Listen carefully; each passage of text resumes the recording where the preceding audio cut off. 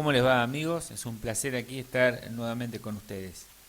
Hoy vamos a ver plano inclinado, un tema que se ve en física. Básicamente, un plano inclinado es una máquina simple. ¿Qué es una máquina simple? Bueno, las máquinas simples son aquellas que facilitan un trabajo. Por ejemplo, cuando tenemos que mover determinados pesos.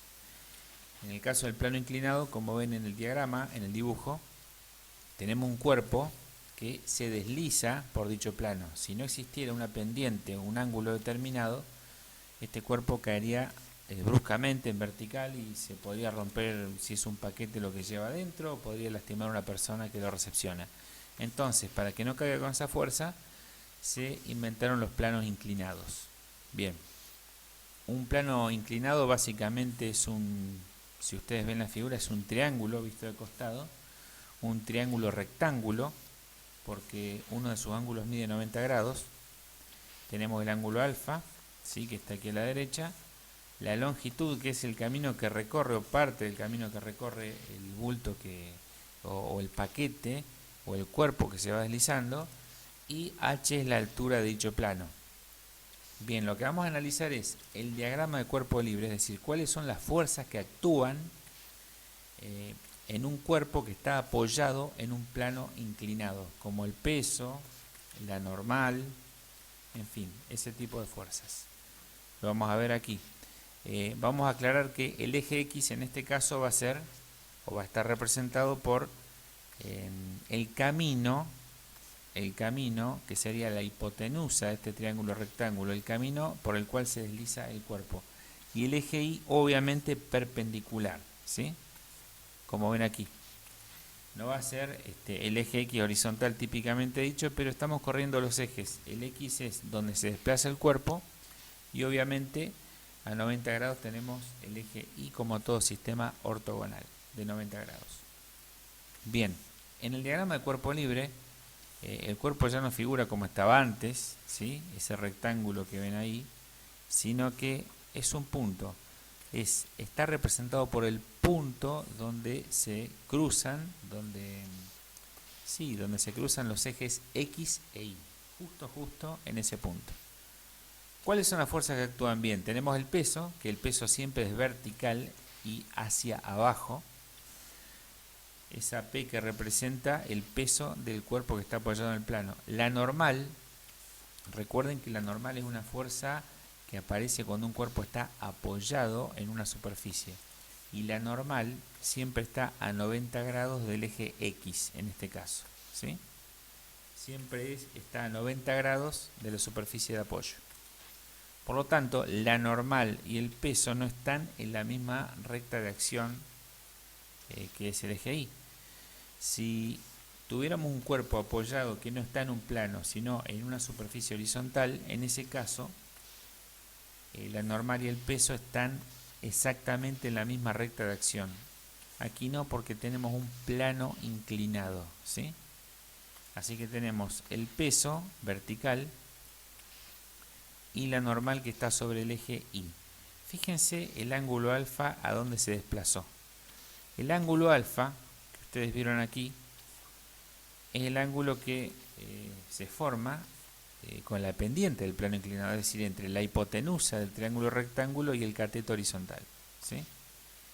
Pero como nosotros representamos ahora el eje X e Y, ¿sí?, trasladado, ese ángulo que estaba aquí, ahora lo trasladamos al eje Y, es decir, va a ser el mismo ángulo que existe entre el eje Y y la recta que representa el peso, esa flechita negra vertical que representa el peso. Es decir, que el alfa lo hemos trasladado. De esta manera vamos a calcular exactamente de dónde viene la fuerza que hace que se movilice el cuerpo. La fuerza P, el peso, que es una fuerza, se descompone en dos direcciones. Por un lado, se representa por el eje X, tiene una componente en X, es fácil. De esto habría que recordar cómo se descompone una fuerza, es decir, de donde termina, de ese puntito, trasladamos una horizontal al eje Y hasta cortar el eje X. y ahí forma P de X, es decir, la componente X del peso.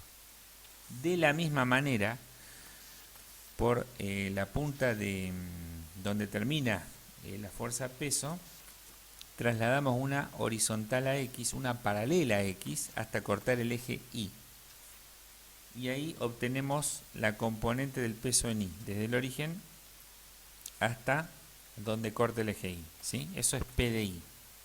Como ustedes verán, P de Y queda sobre la recta sobre la misma recta en la cual está la normal, la fuerza normal. Por lo tanto, la normal y P de I valen exactamente lo mismo y se anulan porque la normal está para arriba y P de I está hacia abajo y valen lo mismo, ¿sí?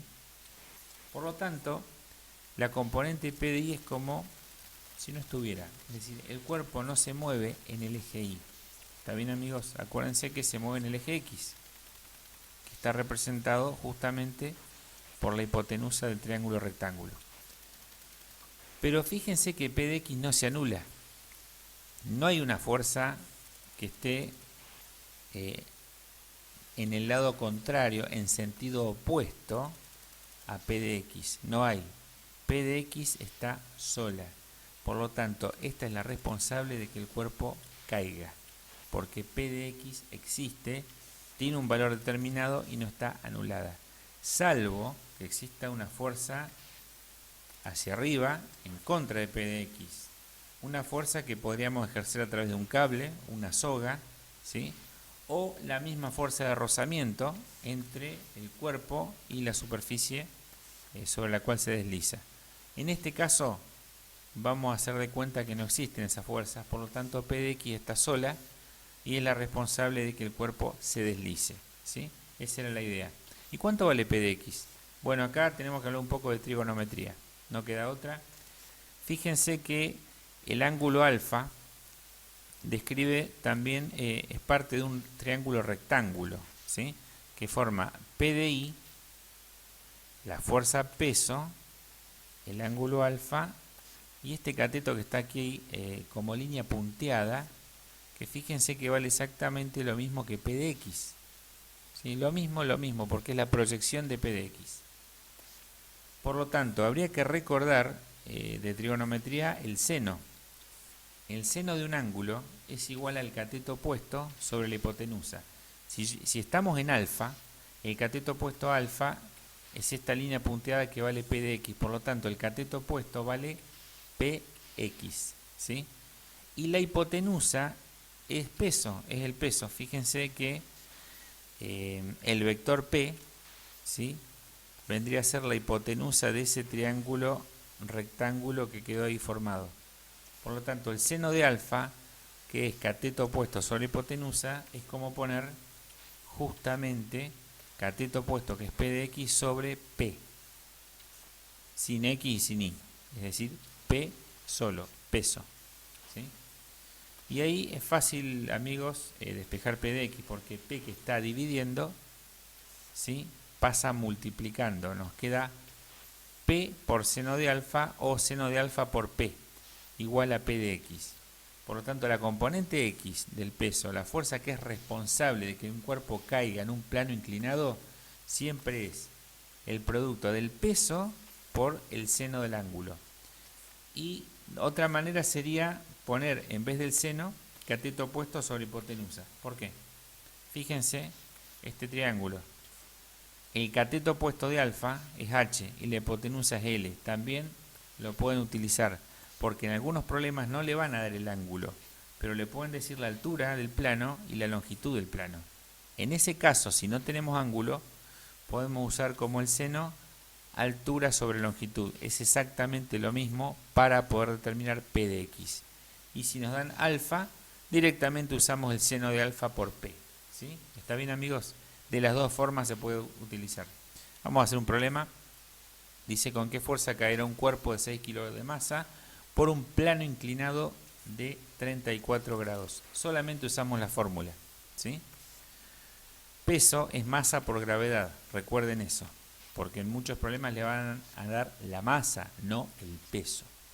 Así que solamente debemos reemplazar nos queda 6 kilos por 9,8 metros segundo cuadrado por el seno del ángulo es 0,529 y esto nos da un total de 31,1 newton. Ese es el valor de P de X con sería la fuerza con la que cae este cuerpo de 6 kilos de masa en un plano inclinado con un ángulo de 34 grados. Bien, bueno, espero que les haya quedado claro. No se olvide de dejar comentarios, suscríbanse, el canal está creciendo cada vez más. Estoy muy contento por eso. Y bueno, les deseo muchísimos éxitos en los exámenes. Recuerden el sitio web www.quimicayalgomás.com, pueden ver mucho más material. Hasta pronto.